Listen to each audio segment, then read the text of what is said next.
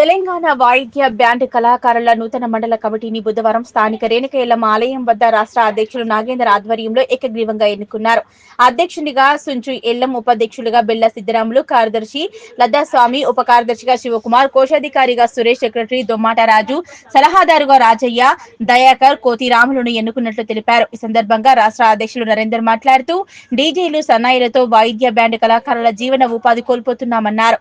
రాష్ట్ర ప్రభుత్వం వాయిద్య బ్యాండ్ కళాకారులకు రుణ సౌకర్యం కల్పించాలని, నిరుపేద వాయిద్య బ్యాండ్ కళాకారులకు ఇళ్ల స్థలాలు కేటాయించాలన్నారు. 60 ఏళ్ల పైబడ్డ బ్యాండ్ కళాకారులకు 5,000 రూపాయల పెన్షన్ అందించేలా కృషి చేయాలని ప్రభుత్వాన్ని కోరారు. అనంతరం సీనియర్ వాయిద్య కళాకారుడు గురుగుల రాజయ్యను శాల్వాతో సన్మానించి మెమెంటో అందజేశారు. ఈ కార్యక్రమంలో మండల వాయిద్య బ్యాండ్ కళాకారుల బృందం సభ్యులు పాల్గొన్నారు.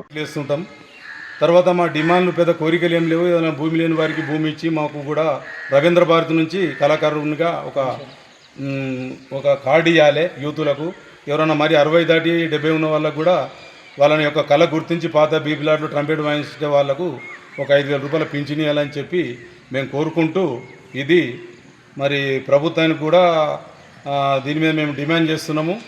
ఇక రానున్న రోజుల్లో కూడా మేము దీన్ని ఇంకా బలోపేతం చేసుకుంటూ ఈ మండల కమిటీ వేసుకుంటూ పోతామని చెప్పుకుంటూ, ఇది అందరికీ ఈ నూతన కమిటీకి నా హృదయపూర్వక నమస్కారాలు. పెంచడం కూడా తగ్గిపోయింది. ఈ సన్నాయిలు ఒకటి, డీజేలు కోల్పోతున్నాం. మునుపు ఒక బ్యాండ్ అంటే దాదాపు ఒక 12 మంది నుంచి 20 మంది బతికేటోళ్ళు. కానీ ఇప్పుడు ఏమవుతుందంటే ఫార్మాలిటీకో ఇద్దరు పిలుచుకొని ఏదో 2,000 3,000 అట్లా ఇచ్చుకుంటూ మమ్మల్ని మరి వృత్తి కోల్పోతున్నాం. కాబట్టి మళ్ళీ ఇప్పుడు కొత్తగా ఫ్యాట్ బ్యాండ్ వచ్చింది. ఆ ఫ్యాట్ బ్యాండ్ పెట్టుకోవాలంటే కనీసం ఒక్కొక్క బ్యాండ్కు 10 లక్షల నుంచి 15 లక్షలు ఖర్చు అవుతాయి. ప్రభుత్వం మరి మా అందు దయతలిసి ఈ రుణాలు మాకు అది సబ్సిడీలు కానీ ఇంకా వేరే రకంగా కానీ ఇస్తే ఈ ప్రభుత్వాన్ని మేము రుణపడి ఉంటాము అని మేము సవినయం కోరుకుంటున్నాము. అట్లాగే నేటి రోజున ఇవాళ మేము నూతన కమిటీ ఎన్నుకోవడం జరిగింది. ఇక్కడ నా ఆధ్వర్యంలోనే ఎల్లం, స్వామి మరియు మన రాజన్న వీళ్ళను అధ్యక్షుడు, ఉపాధ్యక్షుడిగా, కార్యదర్శిగా ఎన్నుకొని ఇక నూతన కమిటీ ఇస్తున్నాం. ఇక ముందు కూడా దీన్ని